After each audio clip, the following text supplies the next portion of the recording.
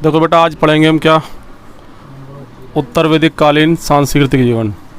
ठीक है, कल हमने क्या पढ़ा था? ऋग्वैदिक कालीन सांस्कृतिक जीवन पढ़ा था।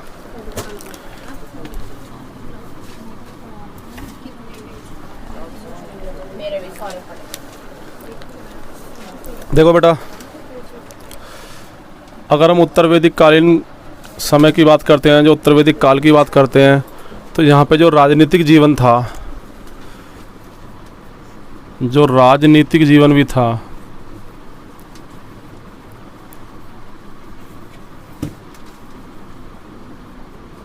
उसके जीवन में भी क्या आया था बेटा? परिवर्तन आया था। ठीक है, मतलब जो राजनीतिक व्यवस्थाएं हमारे वैदिक कालीन में थी, उत्तर वैदिक कालीन में उसका थोड़ा चेंजेस आए हैं। और सांस्कृतिक जीवन की हम बात करते हैं, सांस्कृतिक जीवन की अगर हम बात करते हैं, मैंने आप लोगों को कल बताए थे कौन से देवता का क्या काम था। ठीक है, और सबसे प्रमुख देवता कौन था वैदिक काल का?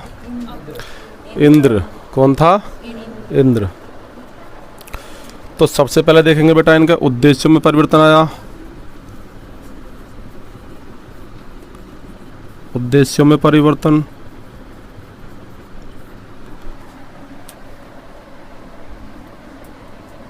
देवताओं की स्थितियों में परिवर्तन,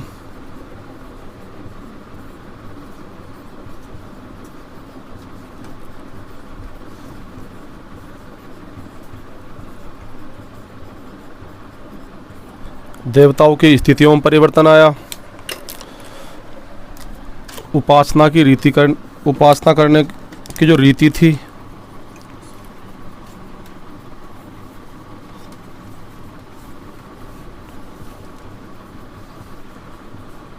रीतियों में परिवर्तन आया। ठीक है बेटा, उद्देश्यों में परिवर्तन आया, देवताओं की स्थितियों में परिवर्तन आया, उपासना करने की नीतियों में, रीतियों में और नीतियों में भी परिवर्तन आया। नए सिद्धांतों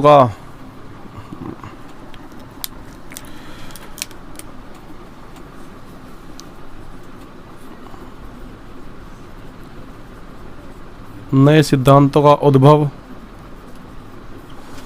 ठीक है, नए नए सिद्धांतों ने उद्भव किया।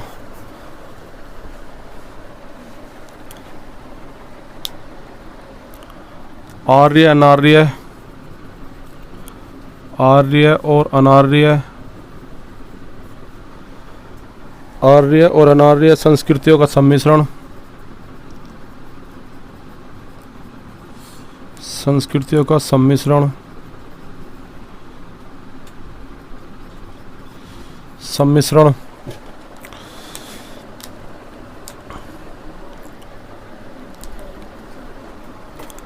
और बेटा प्रतिक्रियावादी परिवर्तन,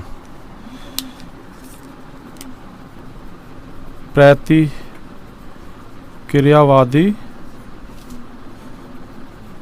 परिवर्तन।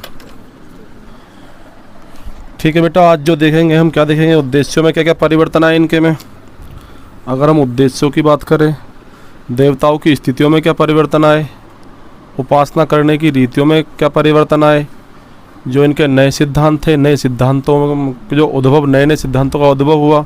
ठीक है, पूजा पाठ करने का सिस्टम यहाँ पे चेंज हो गया। आर्य और अनार्य संस्कृतियों का सम्मिश्रण, और प्रतिक्रियावादी क्या हुआ बेटा? परिवर्तन। ठीक है, अगर मैं देवताओं की बात करता हूँ,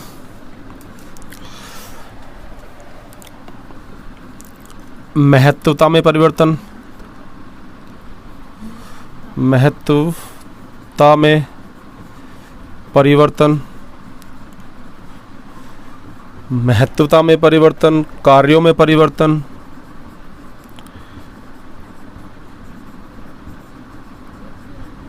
इनके कार्यों में परिवर्तन आया। जो वैदिक काल में जो देवी देवता कार्य करते थे, उनके कार्य भी क्या कर दिए गए, यहाँ पे चेंज दिखाए गए हैं। संख्याओं में परिवर्तन आया है,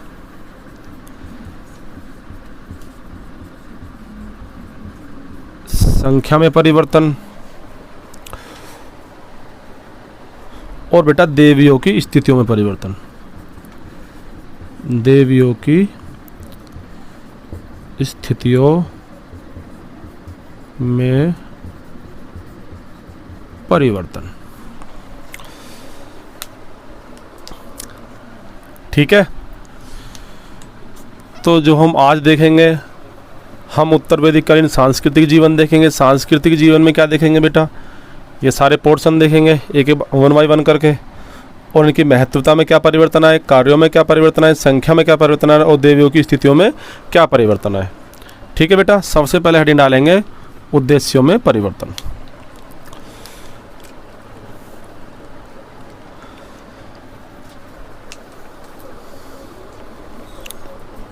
उद्देश्यों में परिवर्तन। देखो बेटा, जो वैदिक काल में था, वैदिक काल में क्या था कि लोग जो बल दे रहे थे वो इस टाइम, जो टाइम प्रेजेंट टाइम चल रहा था उनका, उस टाइम पे बल दे रहे थे। ठीक है, ना उनको परलोक की बातों पर विश्वास था, ना मृत्यु, जन्म, पुनर्जन्म। ठीक है, जो ऐसी होती है ना कि सोचते हैं कि हाँ ये अब अच्छे कर्म करेंगे तो अगला जन्म अच्छा मिलेगा। ठीक है, तो इन सब चीज़ों पे उनका विश्वास नहीं था। पर यहाँ पे क्या परिवर्तन आए हैं, लिखेंगे सबसे पहले, इस लोक के साथ, इस लोक के साथ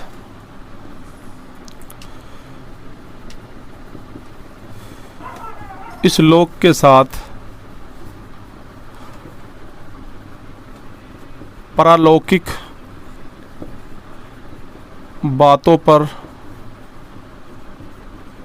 अधिक बल, इस लोक के साथ पारलौकिक बातों पर अधिक बल।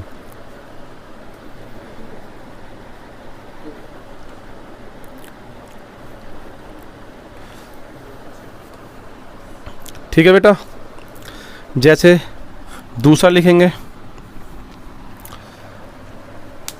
आर्थिक प्लस राजनीतिक, आर्थिक प्लस राजनीतिक प्रभाव से निहित कर्मकांड, आर्थिक प्लस राजनीतिक प्रभाव से निहित कर्मकांड। जैसे अश्वमेध यज्ञ,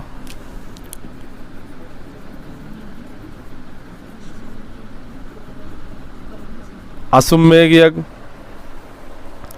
राजसूय यज्ञ,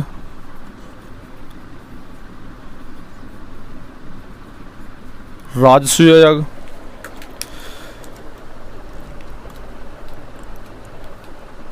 राजा को महत्व देने के लिए यज्ञ, राजा को महत्व देने के लिए यज्ञ,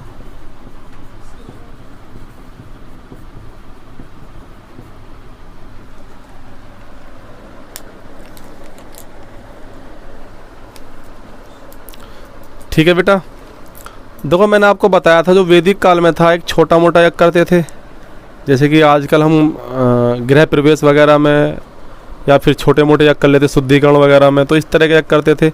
उस टाइम पे क्या था, जो ब्राह्मण थे, जो ब्राह्मण थे वो क्या करते थे, मतलब वो कोई उनकी कोई जो फीस वगैरह होती है ना, फिक्स फीस होती है, तो वो नहीं थी। पर यहाँ पे क्या था, लिखेंगे ब्राह्मणों के पीछे आर्थिक हित, ब्राह्मणों के पीछे आर्थिक हित,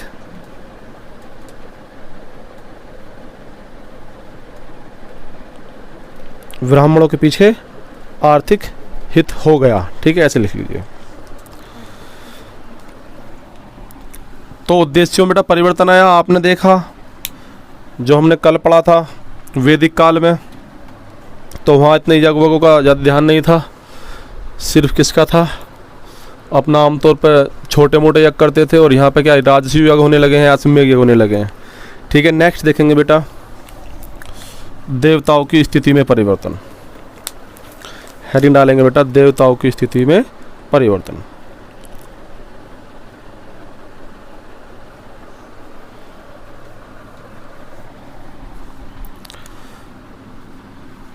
देवताओं की स्थिति में परिवर्तन की बात करते हैं, सबसे पहले देखते हैं किसको बेटा हम, महत्वता में परिवर्तन, महत्वता में परिवर्तन या महत्व में परिवर्तन।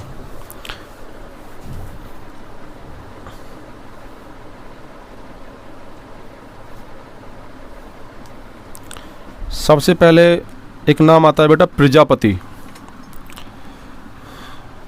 लिख लेंगे प्रजापति। एक प्रजापति का नाम आता है, इनको कहते थे बेटा सृजन का देवता, सृजन का देवता। ठीक है। दूसरा लिखेंगे इसी में नीचे रुद्र,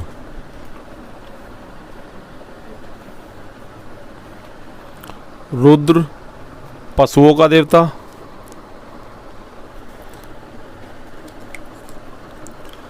क्रोध का देवता, पशुओं का देवता, क्रोध का देवता और नष्ट करने वाला।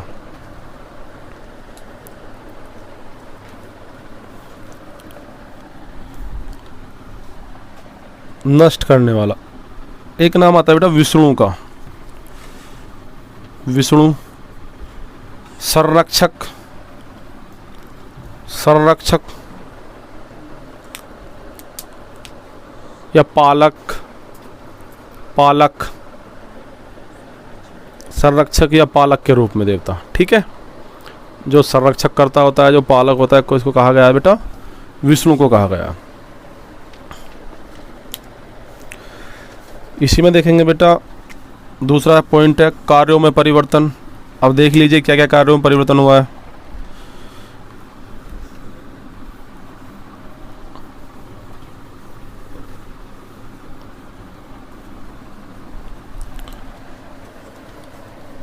कार्यों में परिवर्तन। सबसे पहले लिखेंगे बेटा इंद्र।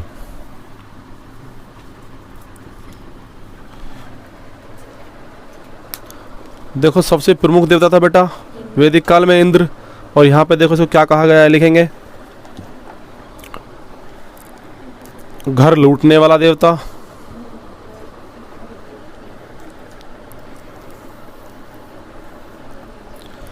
नाग का देवता, घर लूटने वाला देवता, नाग का देवता और असुरों का देवता।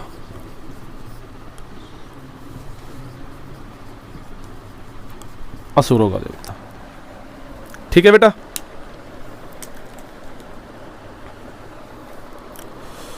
वरुण देखते हैं, वरुण, वरुण की बात करते हैं बेटा।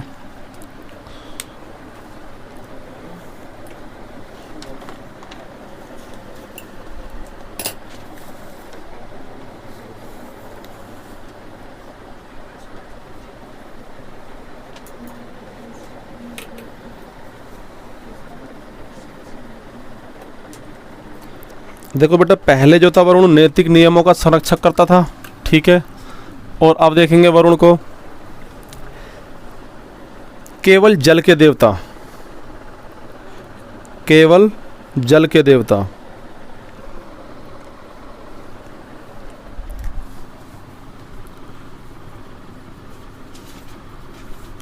ठीक है। तीसरा लिखेंगे बेटा अश्विन।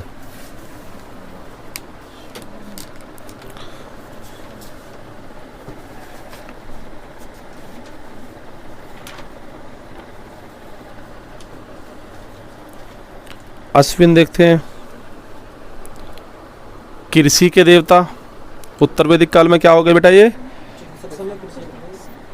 कृषि के देवता, और पहले कहते थे वैदिक काल में चिकित्सा के देवता थे।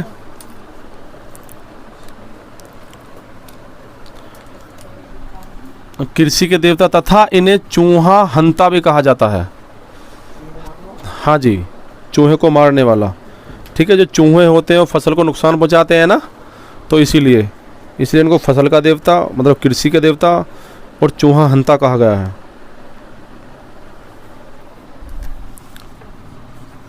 सविता। नेक्स्ट लिखते हैं बेटा सविता। सविता में लिखते हैं बेटा नए घर के निर्माण का देवता, नए घर के निर्माण का देवता।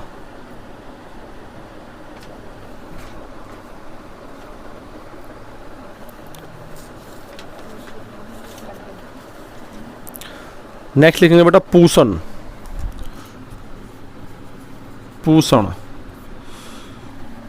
पूषण का लिखेंगे बेटा शूद्रों का देवता।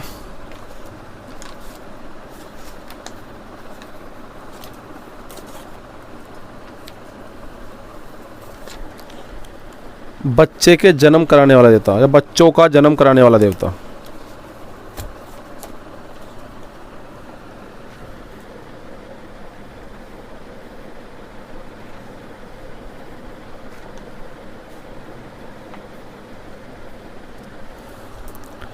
ठीक है बेटा।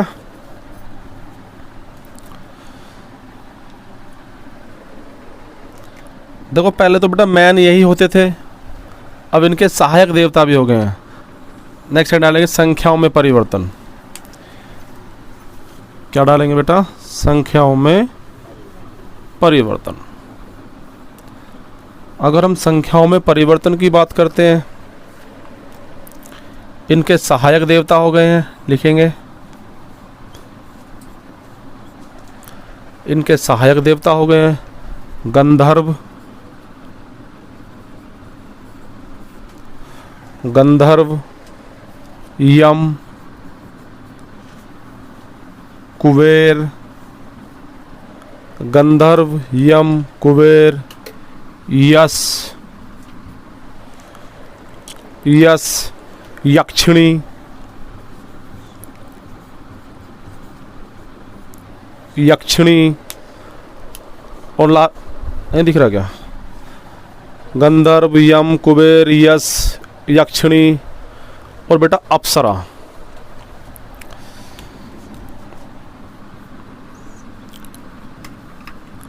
तो चेंजेस तो आए हैं बेटा संख्या में। ठीक है, पहले मैन होते थे, अब इनकी सहायक देवता भी हो गए हैं। नेक्स्ट देखेंगे देवियों की संख्याओं में परिवर्तन, देवियों की स्थिति में परिवर्तन।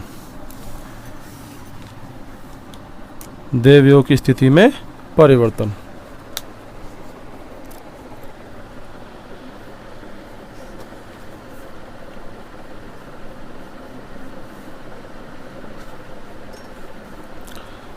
लिखेंगे बेटा यहाँ पे अप्सरा, यक्षिणी की चर्चा मिलती है। अप्सरा, यक्षिणी की चर्चा मिलती है।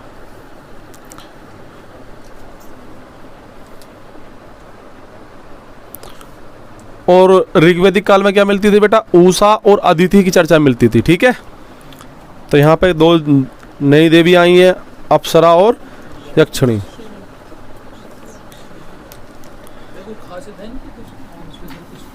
स्पेशल कुछ नहीं है, सिर्फ हम चेंजेस देख रहे हैं। ठीक है, जो स्थितियाँ पहले थीं, जैसे कि आपने देखा, शुरू से हम देखते आ रहे हैं, अगर हम पूर्व ऋग्वैदिक काल देखें या ऋग्वैदिक काल का स्टार्टिंग टाइम देखें, तो कोई भी देवी देवता के किसी का भी वर्णन नहीं है। ठीक है, जैसे ही आर्यों का यहाँ पे आना हुआ है, जब चेंजेस आने चालू हुए हैं, तो जो अगर हम ऋग्वैदिक काल में देखते हैं, जो देवियाँ थी, जो हमारी मुख्य देवियाँ थी, वो कौन कौन सी थी? उषा थी और अदिति थी, हमने पढ़ा था कल। और अगर यहाँ पे देखते हैं तो यहाँ पे कौन है? अप्सरा और यक्षिणी। ठीक है बेटा, नेक्स्ट लिखते हैं देवता वर्ण आधारित जानकारी। देवता वर्ण आधारित जानकारी, जी, देवता वर्णों में बांट दिए गए थे यहाँ पे। देवता वर्ण आधारित जानकारी, जैसे कि बात करते हैं बृहस्पति की। बृहस्पति की अगर बात करते हैं, ब्राह्मणों का देवता। क्या लिखेंगे बेटा? ब्राह्मणों का देवता। जो हमारे बृहस्पति थे, उत्तर वैदिक काल में किसके देवता बन गए थे? ब्राह्मणों के देवता। ठीक है, और पूषण तो खैर थे ही, किसके देवता थे? शूद्रों के।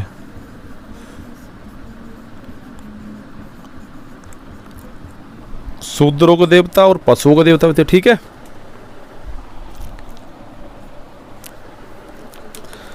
ठीक है बेटा,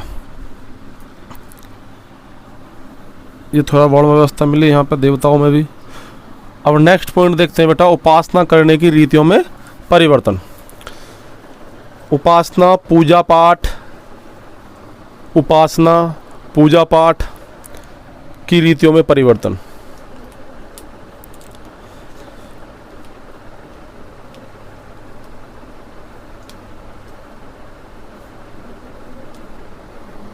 ठीक है बेटा।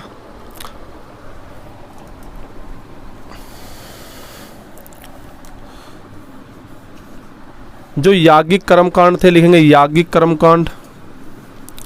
याज्ञिक कर्मकांड व्यक्तिगत, पहले कैसे होते थे बेटा? सिर्फ व्यक्तिगत। जो हम ऋग्वेदिक काल में देखते हैं, अगर याज्ञिक कर्मकांडों को देखते हैं तो कैसे हुए थे? व्यक्तिगत। लेकिन यहाँ पे सामूहिक और व्यक्तिगत दोनों होने लग गए थे। लिखेंगे याज्ञिक कर्मकांड व्यक्तिगत एवं सामूहिक।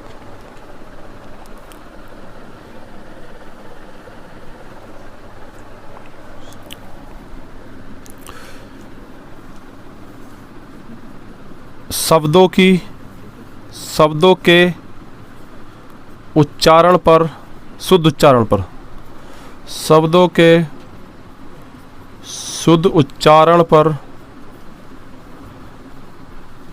अधिक बल देने लगे।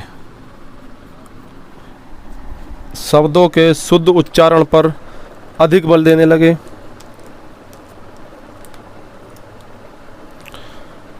शब्दों के, सेकंड लिखेंगे बेटा, सेकंड पॉइंट, शब्दों के मायावी, शब्दों के मायावी महत्व पर बल। शब्दों के मायावी महत्व पर बल। पहले इतना बल नहीं दिया था शब्दों पे, ठीक है। अब यहाँ पे क्या हो गया? वही कि अगर शुद्ध उच्चारण करेगा कोई विशेष लोग ही करेगा, ठीक है, जिसको विशेष जानकारी होगी, तो इसीलिए तो शब्दों के मायावी महत्व पर बल। नेक्स्ट लिखेंगे कर्मकांड। कर्मकांड यज्ञ बलि, कर्मकांड यज्ञ बलि पर बल दिया जाने लगा, पर अधिक बल दिया जाने लगा, ऐसे लिख लीजिए, पर अधिक बल दिया जाने लगा। और बेटा बलि यहाँ पे वो बलि नहीं है, मैंने आपको ऋग्वेदिक काल में बताया थी किस चीज़ की बलि दे रहे थे? जौ की, ठीक है, गेहूँ की, इन चीज़ फल फूलों की देते थे। क्यों? जिससे कि जो भी किसी की ऐसा होता होगा उस टाइम पे, जो ऋग्वेदिक काल में, कि जो भी जिसने फसल बोई, जिसके हुआ थोड़ा सा दे दिया, ठीक है, अपनी इच्छा से। और यहाँ पे क्या था बेटा? कर्मकांड यज्ञ बलि। और बलि कैसी थी? लिख लेना बेटा ब्रैकेट में करके, बलि पशुओं की बलि पर बल दिया जाने लगा।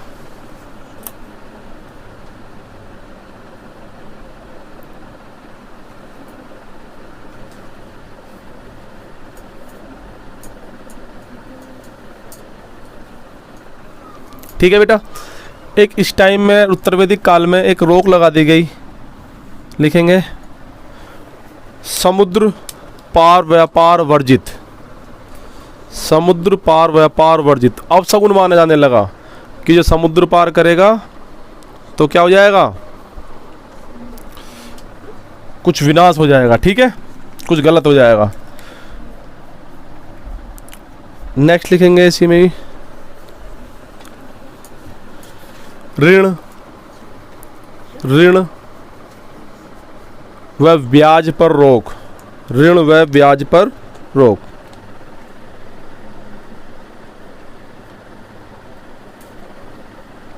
ठीक है, समझ में आया नहीं आया? तो देख लीजिए बेटा, जो उपासना का हिसाब किताब था, यहाँ पर क्या था और ऋग्वेदिक काल में क्या था। तो बहुत सारे यहाँ पर क्या बेटा, एक ऐसे नियम बना दिए गए कि इनको फॉलो करना ही करना है, ठीक है। नेक्स्ट देखते हैं बेटा, एक इसी में एक नीचे लिख लीजिए, अनार्य संस्कृति का, अनार्य संस्कृति का सम्मिश्रण। अनार्य संस्कृति का सम्मिश्रण। इसी में देखो बेटा और क्या क्या लोकप्रिय होने लगा। अनार्य संस्कृति का सम्मिश्रण,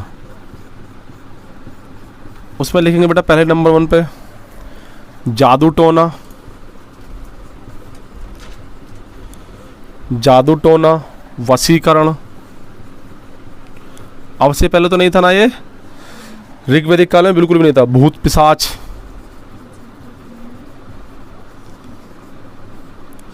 भूत पिशाच, जादू टोना, वशीकरण, भूत पिशाच, औषधियाँ,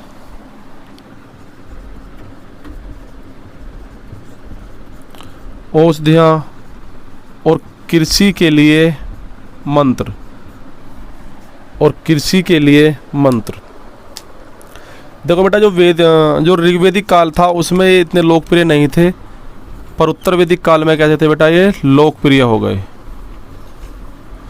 लोकप्रिय हो गए। ठीक है जी। जी, आपने पीछे देखा बेटा, जो ऋग्वेदिक काल देखा था उसमें जादू टोने का इतना नहीं था, थोड़ा कृषि के लिए मंत्रों का था। औषधियाँ थी पर भूत पिशाच का वर्णन नहीं था, वशीकरण का मतलब नहीं था। ठीक है, आने वाले टाइम के लिए कोई चिंता नहीं थी। अब यहाँ पे जो लोग कर्म कांड करा रहे हैं, किस लिए करा रहे हैं, आने वाले टाइम को लेकर डरा कर। जी, नेक्स्ट देखते हैं नए सिद्धांतों का उद्भव।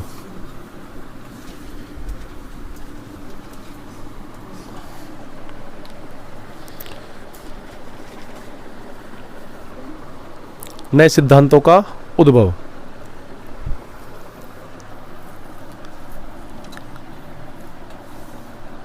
अगर बेटा नए सिद्धांतों के उद्भव की बात करता हूं, सबसे पहले पॉइंट लिखेंगे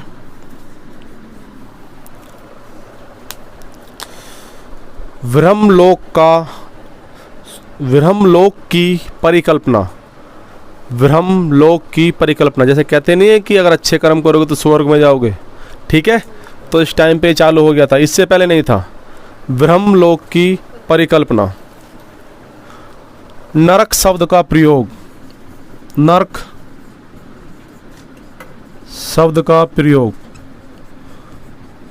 तो देखो बेटा, नरक शब्द का प्रयोग भी कब हुआ था, उत्तर वैदिक काल में आके हुआ था। ठीक है ना, तो पाषाण काल का तो मतलब ही नहीं है, सिंधु घाटी सभ्यता में कोई ये सब था ही नहीं, और ऋग्वेदिक काल में नहीं था, और अब यहाँ पे आके क्या हुआ, उत्तर वैदिक काल में नरक शब्द का प्रयोग। मैंने आपको सारे ग्रंथ लिखाए थे स्टार्टिंग में, तो उसी में लिखेंगे बेटा, शतपथ ब्राह्मण में पुनर्जन्म की जानकारी। शतपथ ब्राह्मण में पुनर्जन्म या पुनर्जन्म की जानकारी।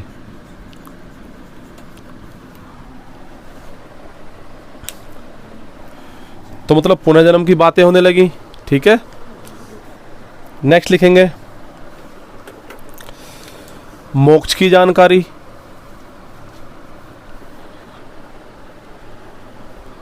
मोक्ष की जानकारी और कर्म की प्रधानता पर बल। कर्म की प्रधानता पर बल।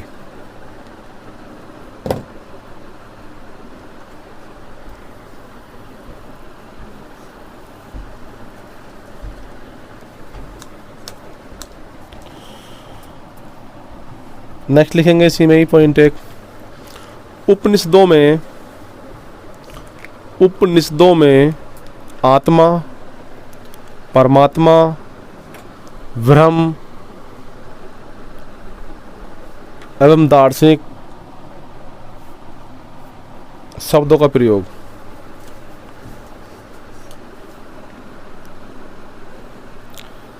अद्वैतवादी दर्शन की नींव। अद्वैतवादी दर्शन की नींव। ठीक है बेटा,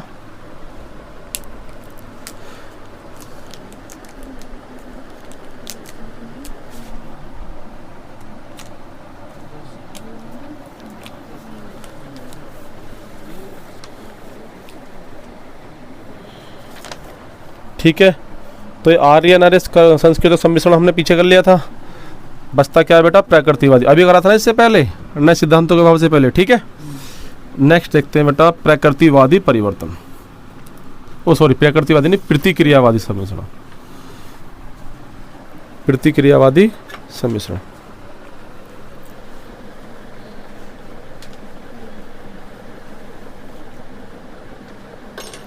अब प्रतिक्रियावादी बेटा आप देखिए,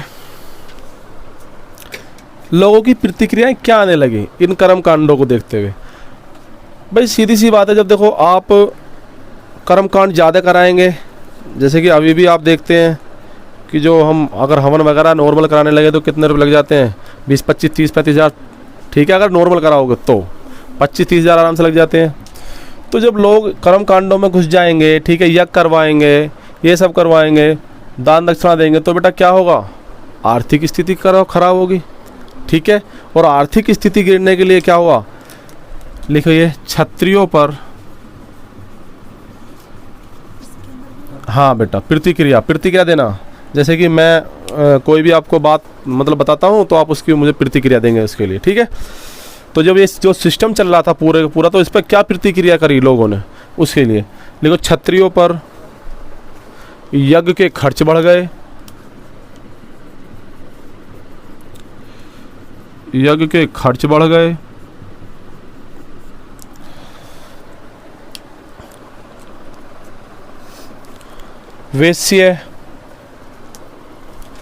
वेश्य करदाता थे, भाई कर देते थे। आप एक को बताइए, अगर जो आज भी बेशक चाहे कहते हैं, ठीक है, कि जो ब्याज वगैरह देते हैं उनको बहुत ऐसी नज़रों से देखा जाता है कि हाँ भाई ब्याज खो रहा, कहते नहीं है।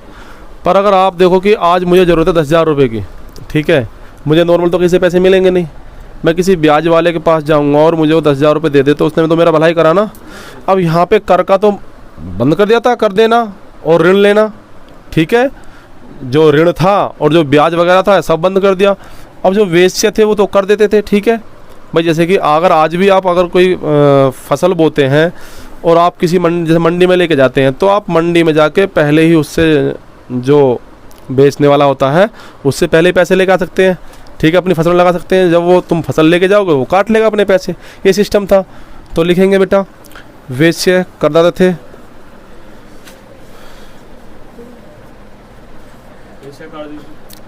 करदाता थे, ठीक है। इनके व्यापार वाणिज्य पर प्रभाव पड़ा, व्यापार वाणिज्य पर प्रभाव पड़ा, कृषि में हानि होने लगी,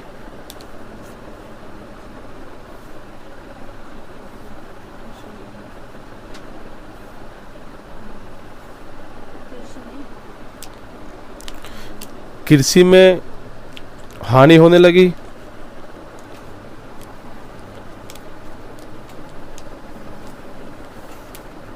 ठीक है।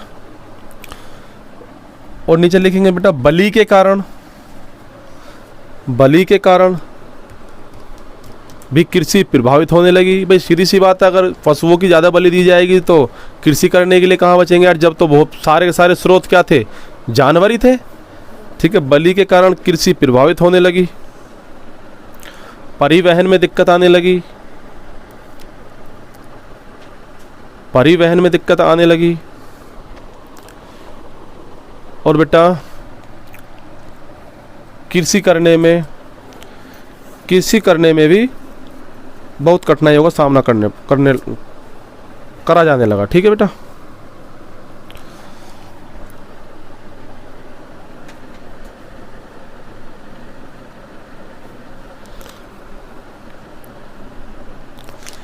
नीचे लिखेंगे बेटा, ये सभी बातें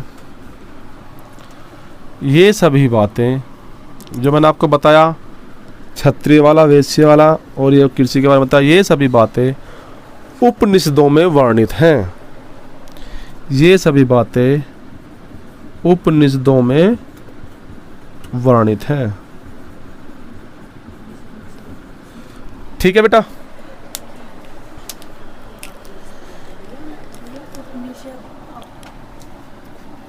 अच्छा, उपनिषद लिख दिया, कोई बात नहीं, बोल तो सही रहा हूँ, बोलने पे ध्यान दिया करो, ठीक है। नेक्स्ट,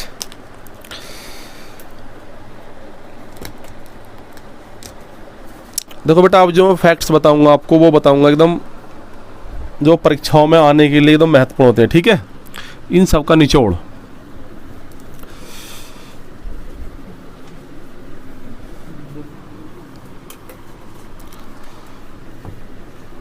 लिख लीजिए, चाहे तो महत्वपूर्ण कथन,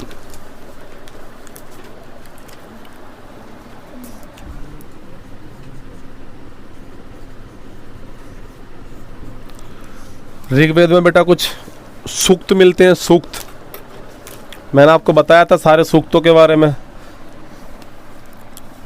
ऋग्वेद में सूक्तों की संख्या कितनी है, कोई बताएगा? 1028 सूक्त हैं ऋग्वेद में। ठीक है बेटा, मैंने आपको बताया था। तो इसमें जो सूक्त मिलते हैं उनके नाम लिखेंगे। सबसे पहले लिखेंगे विवाह सूक्त। ठीक है बेटा, विवाह सूक्त, नदी सूक्त, पुरुष सूक्त। देखो बेटा, जो विवाहों के जो कर्म कांड होते हैं वो विवाह सूक्त में वर्णित है। नदी सूक्त, नदियों के बारे में वर्णन है। ठीक है, नेक्स्ट लिखेंगे पुरुष सूक्त। पुरुष सूक्त चारों वर्णों का वर्णन है।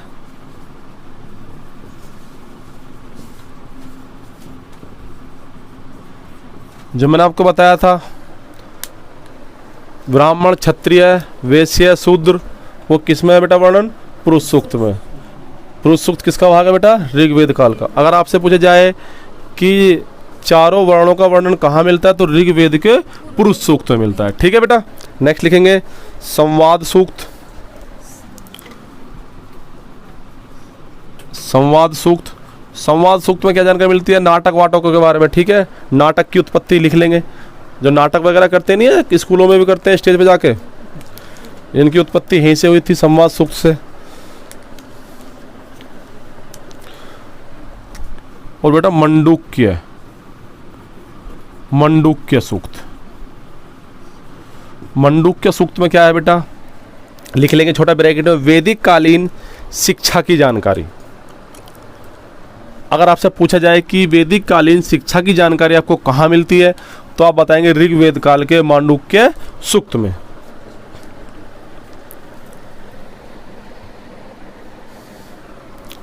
ठीक है,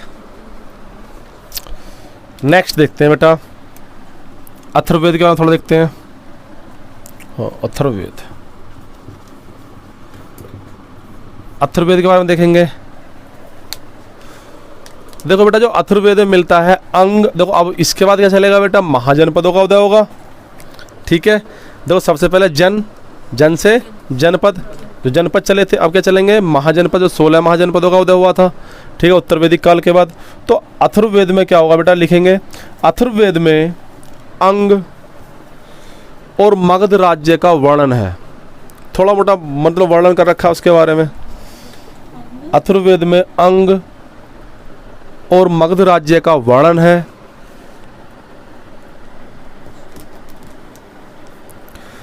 राजा परीक्षित की जानकारी, राजा परीक्षित की जानकारी, जो मैंने हस्तिनापुर वाला बताया था। ठीक है, यही हमारे किले के पास में है। राजा परीक्षित की जानकारी, वह इस राजा को मृत्यु लोक का देवता भी कहा गया है। वह इस राजा को मृत्यु लोक का देवता भी कहा गया है। नहरों की चर्चा कहाँ मिलती है? नहरों की चर्चा कहाँ मिलती है बेटा? अथर्ववेद में मिलती है नहरों की चर्चा। नहरों की चर्चा देखो बेटा, बहुत मतलब इंपॉर्टेंट फैक्ट्स हैं। ठीक है, सारे के सारे याद होने चाहिए एकदम बढ़िया करके। नहरों की चर्चा, कृषि को कीट से, कृषि को कीटों से, अतिवृष्टि से, अंत्यवृष्टि से, कीटों को कृषि को कीटों से, अतिवृष्टि से, अंत्यवृष्टि से बचाने के लिए मंत्र मिलते हैं। कृषि को कीटों से, अतिवृष्टि से, अंत्यवृष्टि से बचाने के लिए उपाय या मंत्र मिलते हैं। ठीक है बेटा, मतलब कहने का क्या है कि अतिवृष्टि, जो अंत्यवृष्टि, अतिवृष्टि, वर्षा और ये जो ओले वगैरह पड़ते हैं ना, तो उनसे, और कीट तुम्हें बताइए। ठीक है, ये टिड्डियों का मैंने तुम बताया जब पढ़ा रहा था मैं आपको वहाँ पे, तो ये मंत्र मिलते हैं। कहाँ मिलते हैं बेटा? अथर्ववेद में। अगर आपसे पूछा जाए कि कृषि के बचाव के हेतु जो मंत्र उपलब्ध है, कहाँ पे उपलब्ध है बेटा? अथर्ववेद में। ठीक है, नेक्स्ट लिखेंगे जादू टोना, भूत पिशाच, वशीकरण। जादू टोना, भूत पिशाच, वशीकरण, जादू टोना, भूत पिशाच, वशीकरण आदि की जानकारी भी कहाँ मिलती है बेटा? अथर्ववेद में मिलती है।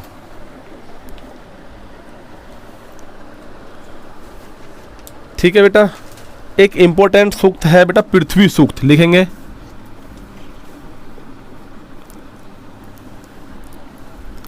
पृथ्वी सूक्त की जानकारी, पृथ्वी सूक्त की जानकारी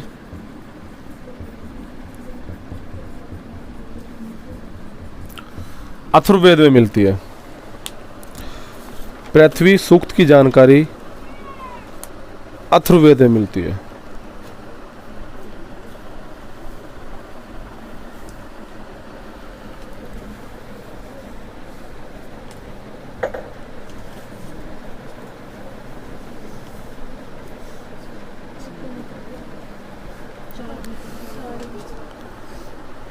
क्या हो गया? ठीक है बेटा, नेक्स्ट देखते हैं।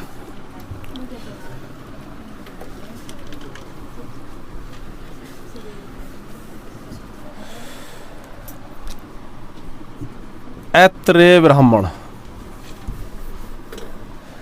ऐत्रेय ब्राह्मण, थोड़ा ऐत्रेय ब्राह्मण है एक। ठीक है बेटा, ये इंपॉर्टेंट है, इसके बारे में लिख लेते हैं। यह है ऋग्वेद का था, यह है ऋग्वेद का था। इसकी संकल्पना या रचना, इसकी संकल्पना या रचना महिदास ने की है। किसने की है बेटा? महिदास ने की है। इसकी रचना या संकल्पना किसने की है बेटा? महिदास ने की है। इसका नाम बेटा ऐत्रेय कैसे पड़ा है? ऐत्रेय ब्राह्मण का लिखेंगे। महिदास की माता का नाम, महिदास की माता का नाम इत्रा था। महिदास की माता का नाम इत्रा था, इसीलिए इसका नाम ऐत्रेय ब्राह्मण पड़ा। ऐत्रेय ब्राह्मण क्या है बेटा? एक ग्रंथ है। ठीक है,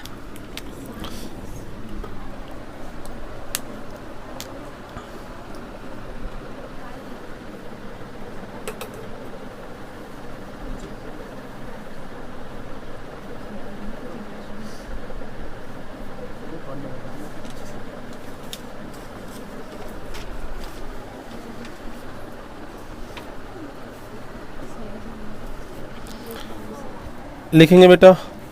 देखो, अगर पूछता है कि चारों वर्णों का उल्लेख कहाँ मिलता है, तो हमें कहाँ मिलता है? ऋग्वेद में। और अगर ऋग्वेद में ऑप्शन बना तो ऐत्रेय ब्राह्मण में। ठीक है, नेक्स्ट लिखेंगे। पुत्री के जन्म को, पुत्री के जन्म को, पुत्री, पुत्री के जन्म को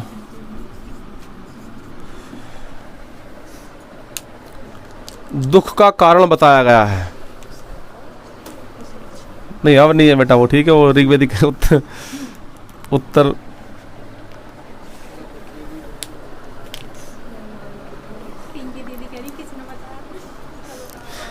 ऐत्रेय ब्राह्मण ने। ठीक है बेटा, जो महिदास ने लिखा था। ऐसा था बेटा, मैंने आपको बताया था पहले ही कि जो हमारे वेद है बेटा,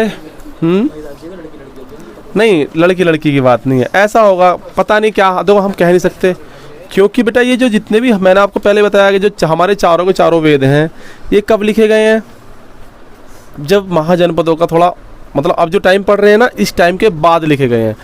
कैसे लिखे गए थे? मैंने आपको बताया था कि लोगों की मतलब लोग, ऐसा कहा गया है कि प्रभु कवि आए थे, उन्होंने कुछ ऋषियों को क्या दिया? ज्ञान दिया। ठीक है, उन्होंने उसका प्रचार किया, क्योंकि ऋग्वेदिक काल में तो थे नहीं है कर्मकांड वर्मकांड है थोड़ी, और स्त्रियों की चर्चा, स्त्रियों की दशा कितनी अच्छी थी वहाँ पे। तो अब इन्होंने क्या कहा कि जो पीढ़ी दर पीढ़ी बातें सुनी हुई आती हैं, जैसे कि मैंने अपने बेटे को बताया, मेरे बेटे ने अपने बेटे को बताया, मेरे बेटे, मतलब काफ़ी टाइम की बातें हैं। अब आप खुद लगा सकते हैं बेटा, जब 1500 BC या ईसा पूर्व से पहले और 600 ईसा पूर्व की बात चल रही है बेटा, ये तो खुद देख लीजिए कितने सालों का अंतर है। 900 सालों का अंतर है। नहीं, ठीक है, तो 9 सालों का अंतर है। जब 900 सालों तक मतलब कम से कम 9 पीढ़ियाँ तो निकल गई होंगी। ठीक है, अगर मैं आज अपने बेटे को सुनाता हूँ कि मुझे ना वहाँ पर भूत मिला था या ये मिला था है, तो मेरा बेटा तो अगली बार मेरे पापा को वहाँ मिला नहीं बड़ा चला के बताएगा। तो ऐसा हो सकता है कि वो न कहते कह हटे यार नहीं ऐसा नहीं था, वो खामखा झूठ बोल लेते, अपनी अपनी सोच की बात है। तो जितनी भी ये बातें जितनी भी लिखी गई हैं, ये ऐसा कहा गया है जो महर्षि कृष्ण द्वैपायन थे उन्होंने ही वेदों की रचना की है। ठीक है, जो सबसे पुराना हमारा ऋग्वेद ही है, ऋग्वेद ही है। तो उन्होंने, जिनको वेद व्यास भी कहा गया है, तो उन्होंने कहा है कि ये जानकारी जो जुटाई गई हैं, ये जानकारी पीढ़ी दर पीढ़ी सुनने वाली कहानियों से निकाल के उनसे बातें हुई हैं लोगों से कि हाँ भाई क्या था क्या नहीं था, और उन्होंने उसको वेदों का नाम दिया लिख के। ठीक है, समझ में आया नहीं आया? तो पुत्री के जन्म की को क्या कहा गया है बेटा? दुखों कारण। तो इसमें कोई मतलब दुखी होने की कोई बात नहीं है। ठीक है बेटा, हाँ हाँ, नहीं चला तो आ रहा है, ये तो खैर है। ठीक है, पर अभी बहुत चेंजेस हो गए। ठीक है, नेक्स्ट देखते हैं बेटा।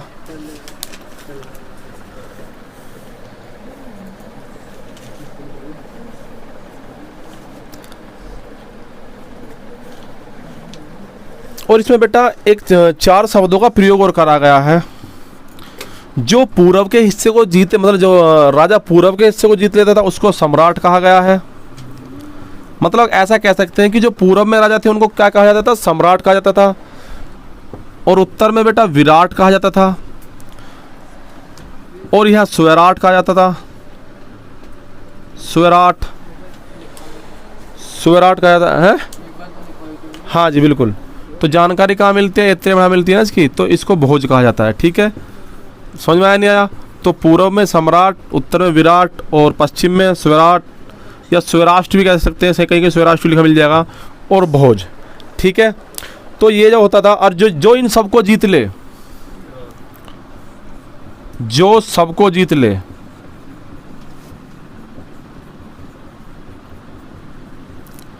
उसे एक राठ, एक छत्र, उसे एक राठ, एक छत्र या सार्वभौम कहा जाता था। ठीक है, एक राठ, एक छत्र या सार्वभौम कहा जाता था।